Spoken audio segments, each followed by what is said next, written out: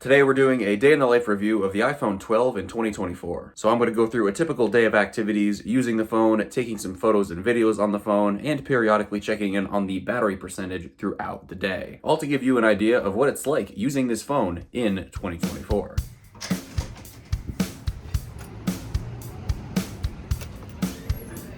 So the iPhone 12 was originally released in fall 2020, and it has a 6.1-inch OLED 60Hz display and features the current style iPhone design with the flatter aluminum sides that every iPhone generation since the iPhone 12 has had. The design of the iPhone 12 series iPhones kind of set the blueprint for what the overall design of every iPhone generation since has been for the most part, which results in the iPhone 12 still looking and feeling very modern. It's powered by the Apple A14 processor with 4 gigs of RAM, which is quite fast and responsive to this day. As is the case with all semi-recent Apple Silicon processors, speed and performance over long periods of time isn't an issue at all. Now, the bigger factor to consider when buying an older iPhone with an older processor is the longevity in terms of major software update support long term. This phone is definitely a little bit past the middle of its lifespan, but we'll touch a little bit more on what this means later. This phone has solidly okay battery life. It's not particularly good or bad, just solidly okay. For those curious about the specs, it has a 2,815 milliamp hour battery inside. The iPhone 12 features 2 rear-facing 12 megapixel cameras that take very solid looking photos. You can see the iPhone 12's photo looks great compared to all the newer iPhone generations since side by side. And for those curious, the 12 megapixel main lens on the iPhone 12 has an f1.6 aperture, and the 12 megapixel ultra-wide lens on the iPhone 12 has an f2.4 aperture. And speaking of the cameras, we're actually going to walk over to the park and take some more photos and videos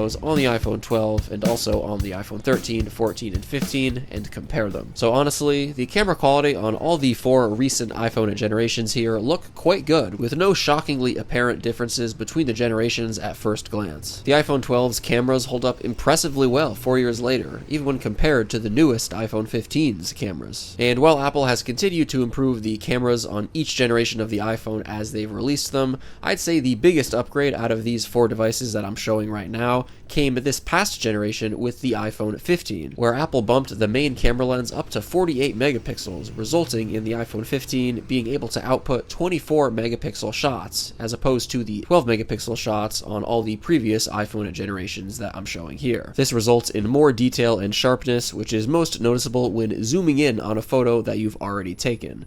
But the quality is still more than passable on all these iPhones, and honestly isn't going to be that noticeable for the vast majority of people. It's obviously nice to see things improve over time though, of course. Here's a digital 2x photo taken on the iPhone 12, 13, and 14, and the newest iPhone 15 can actually take optical 2x photos as a result of that 48 megapixel main lens that we were just talking about, but the digital 2x zoom on all the older iPhones here still looks quite good. Now, the absolute maximum digital zoom for photos on the iPhone 12, 13, and 14 is 5x, while the max digital zoom for photos on the newest iPhone 15 is 10x, again as a result of that 48 megapixel main lens that it has. And also, here's a photo taken with the front-facing camera on all these iPhones as well, and they all look stellar. And by the way, the iPhone 12 has a 12 megapixel front-facing camera with an f2.2 aperture. And here's some video footage from all of them, all shot at 4K 60 frames per second, and for average video recording like this, I'm not seeing any major differences between the generations. Ever since the iPhone 11 series devices, iPhone cameras have gotten so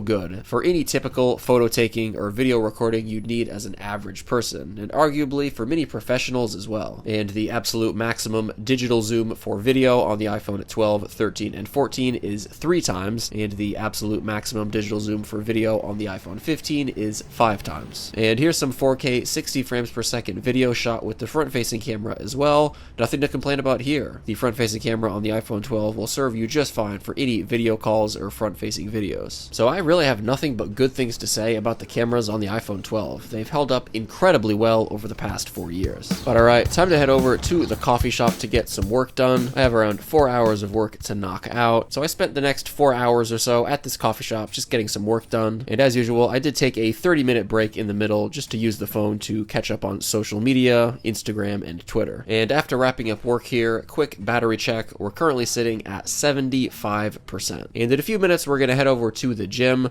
but before before we head out, I want to talk about the overall value of the iPhone 12 in 2024, the price, and where you can buy it. So as you've seen throughout this video, from the display, to the camera quality, to the design and aesthetic, to the software experience, the iPhone 12 offers an experience very similar to what you'd find on the very newest iPhone 15. So there's no denying that this phone has already stood the test of time. So you can generally get a good used iPhone 12 64 gigabytes for around $230 to $260. And overall, I'd say it definitely delivers great value for that price. And Apple no longer sells this device new, so you're going to have to buy it through places like eBay, Amazon, or other marketplaces where you can buy used devices. I mean, this good of an iPhone experience for under $300 is pretty incredible. And as much as this phone does provide a fantastic experience for under $300, the main downside to getting an iPhone that's going on 4 years old is the not so great longevity. This phone is powered by the Apple A14 processor, which still performs quite well, but considering Apple typically gives iPhone processor chips around 6 or 7 years of major software update support, and the fact that the iPhone 12 and the A14 chip powering it are already on their 4th major iOS update with iOS 17, you'll likely only be getting 2 and maybe 3 more years of major iOS update support, which is not that long of a lifespan if you're about to buy this device right now. Of course, you can still use an iPhone for years after it doesn't get the latest iOS updates, but the experience starts to worsen over time as you'll become out of sync with other people in the Apple ecosystem using the latest iOS features, and also some features that may become commonly used by most people you won't be able to get. But again, it's very likely that you'll be getting at the very least the next 2 major iOS updates on the iPhone 12. So this won't be an issue for at least a couple more years. But again, for under $300, a more limited lifespan is to be expected. And something else to consider is that you can get the one generation newer iPhone 13 in the used market for around $350 to $380. So a little bit more than $100 more than what you'd pay for the iPhone 12. And the iPhone 13 is powered by the one generation newer A15 processor, and I think if you could spend that extra $100 or so more, it's worth it to go for the iPhone 13 instead of the iPhone 12, mainly for the reason of longevity, as it'll probably end up being a better investment long term and is still on the cheaper side, at least in comparison to getting a brand new iPhone. This being said though, the iPhone 12 still provides very solid value,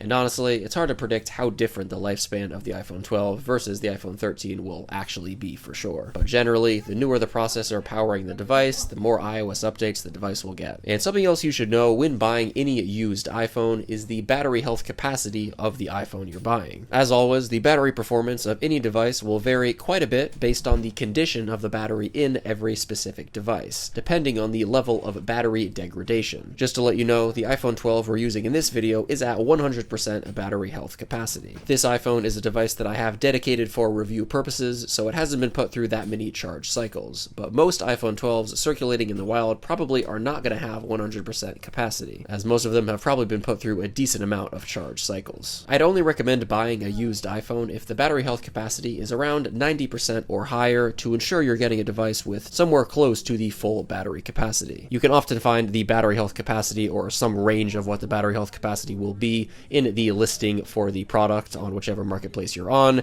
and if it's not in there, I'd recommend asking the seller. But alright, time to head on over to the gym, and on the way, I also want to take this opportunity to take some nighttime shots on all of these phones using the night mode that is built into all these phones. So here's a nighttime photo taken with night mode on, and then here's a photo taken with night mode off on all of these devices. So you can see the night mode does work quite nicely, again, on all the past 4 generations of the iPhone 12 included. It brightens up the shots quite nicely.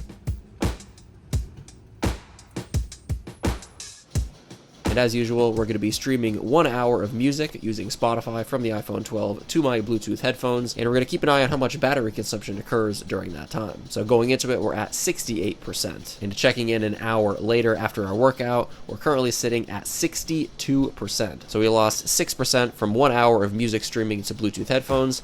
Not bad at all. And after heading back home and taking a quick shower, I had around 2 more hours of work to knock out, and during those 2 hours of work, I did take a 20-minute break using social social media on the iPhone 12, once again, Instagram and Twitter. But for the majority of this time, I was just working on my laptop with the phone asleep. And next up, as I usually do, I want to run a 20-minute simulated FaceTime test to get a general idea of how much battery consumption a 20-minute FaceTime call will consume. So I'm just going to call another iPhone that I have here and let the call run for 20 minutes. Going into it, by the way, we're at 55%. And checking in exactly 20 minutes later, we're currently sitting at 47%. So we dropped 8% during that 20-minute FaceTime call. You should keep in mind this little test we did is not scientific at all. Of course, it depends on a variety of factors like your screen brightness, your internet connection, background processes that are running on the phone, and just a host of other things. This just serves as a very light point of reference. After that, I spent another 20 minutes on social media, this time Instagram and YouTube Shorts, and then I spent 15 minutes using Gmail on the phone and capped off the night with 1 hour of YouTube video streaming to my AirPods from the iPhone 12. So guys, as you've seen throughout this video, the iPhone 12 offers fantastic value in 2024 as it still holds up great to this day. Even when stacked up to the very latest and newest iPhone 15, it offers, again, a very similar experience, just, with everything being a little bit less premium. And when you consider you could buy an iPhone 12 in the used market for under $300, it is undoubtedly a great used iPhone to buy right now. As I said earlier though, if you could afford paying an extra $100 or so, I'd recommend going for the iPhone 13 instead, as it has a one generation newer A15 processor in comparison to the A14 processor in the iPhone 12, which will most likely result in a longer lifespan in terms of major software updates. But if your budget is $300 or less for a used iPhone, the iPhone 12, again, is a fantastic buy right now. And final battery check at the end of the day, we're currently sitting at 30%, which is, again, I'd say solidly average. You're definitely going to find a better battery life on the newer generations of the iPhone, but again, for the average person, I think this will probably get you through a day, or at least get you close to that. I'm definitely on the more moderate to light side of phone usage compared to a lot of people, so of course, it all depends on how you use your device. And once again, as I mentioned earlier, the battery performance of any device largely varies depending on the condition of the battery in your specific device. So if you buy one of these used and the battery health is severely lower than 100%, expect, worse battery life than what you saw today. But then again, that's why I recommend if you're going to buy one of these used, make sure that the battery health of the device you're buying is at least around the 90% mark or higher. But alright guys, that just about wraps it up for this video. Let me know your thoughts on the iPhone 12 in 2024 in the comments down below. Thank you all so much for watching, and of course, as always, I'll catch you in the next one. Peace out.